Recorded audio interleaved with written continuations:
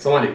ازيكم يا دكاتره؟ عاملين ايه؟ يا رب تكونوا بخير. رجعنا لكم بعد فتره غياب استمرت تقريبا حوالي سنه حققنا فيها حاجات كتير بفضل ربنا سبحانه وتعالى، ولسه في حاجات كتير هنحققها معاكم باذن الله.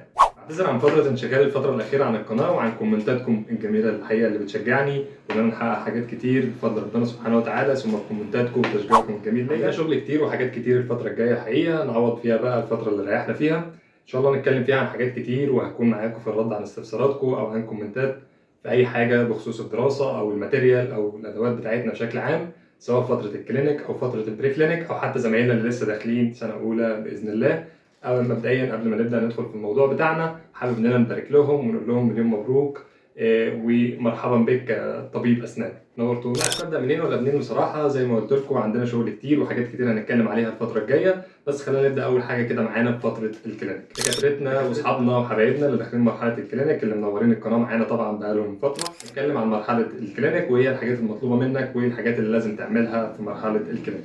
طيب مبدئيا فتره الكلينيك وهي الفتره اللي انت بتكون خلاص فيها بقيت طبيب اسنان ومسموح لك انك تمارس مهنتك كطبيب اسنان على البيشنت بتوعك، تمام؟ طيب هتقول لي البيشنت دول هجيبهم منين؟ هقول لك الجامعه بتكون موفرهم لك يا دكتوره، وبتوفر عليك وقت كتير جدا في انك انت تجيب البيشنت بتوعك، موفرهم لك، بس طبعا لازم تنزل بدري وتتعب وتعمل اللي عليك. هتقول لي بدأناها بتعب يا دكتور غزال، هقول لك مش تعب يا دكتوره والله، بس لازم تعمل اللي عليك. متفقين ان هي مرحله مش صعبه، هي بس مضغوطه شويه ومش بالضغط اللي هو مش زي ما الناس بتقول ان مرحله الكلينيك مرحله بيها وعليها وكذا وكذا وكذا والكلام اللي بيتقال ده كله. هي مرحله طبيعيه جدا زيها زي اي مرحله، بس لازم تتعب شويه تعمل اللي عليك، ده الطبيعي. كل ما سنك بيكبر كل ما بتزيد في السن، كل ما كم المعلومات اللي عليك بيزيد، كل ما الشغل المطلوب منك بيزيد اكتر، فمطالب ان انت تشتغل اكتر، مطالب ان انت تتعلم اكتر، فطبيعي الضغط بيزيد عليك، فمش مطالب منك غير انك انت تسعى وتعمل اللي عليك.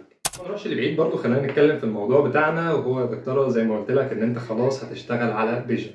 طيب هتشتغل على بيشنت بناء على ايه؟ بناء على البيزكس والحاجات اللي انت اتعلمتها في فتره البري كلينيك. طيب هتقول لي يا دكتور انا في البري كلينيك كنت بتعلم على اكريل وكونترا لو سبيد والكلام ده كله. هقول لك هو نفس الكلام، نفس الاساسيات اللي اتعلمتها هنا هتروح هتطبقها هنا. فرق طيب هتقول لي ده اكريل وده ناتشرال، هقول لك برضو انت معاك الكونترا دي لو سبيد ومعاك الكونترا الثانيه هاي سبيد، فما بتفرقش في حته البيئه اللي انت شغال فيها طالما انت عارف الاساسيات بتاعتك. ايدك كويسه خلاص، ايدك اتعودت على الشغل، اللي بتعرف تطبقه هنا هتعرف تطبقه هنا، مفيش اي فرق بينهم نهائي. تمام؟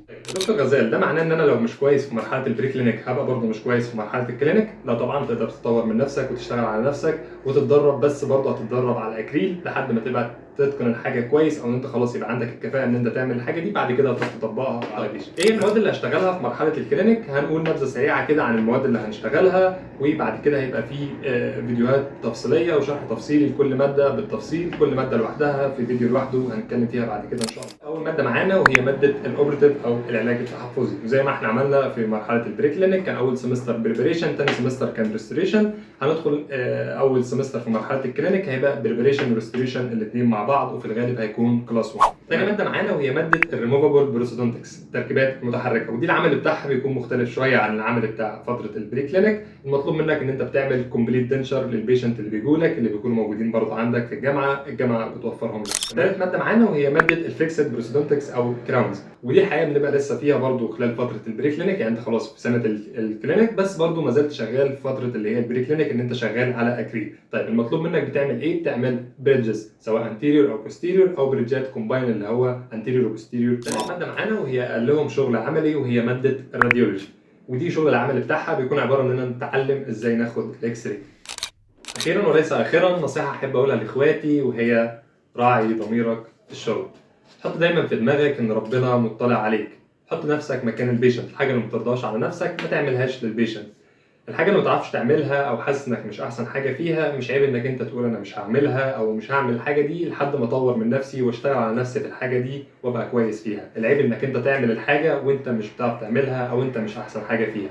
اي نعم دكاترتنا الكبار والمعيدين بيكونوا معانا وقت السكشن وبنتعلم منهم طبعا، بس الدكتور او المعيد اللي معانا مش بيكون موجود معانا طول الوقت. فانت دايما حط في بالك او حط في دماغك ان لو المعيد او الدكتور مش شايفك فربنا سبحانه وتعالى شايفك ومطلع عليك. اخر حاجه حابب اقولها وهي ان المريض ده جاي لك بالم، فانت ما تكونش انت والالم على المريض، خليك سبب بعد ربنا سبحانه وتعالى انك تخفف الم المريض.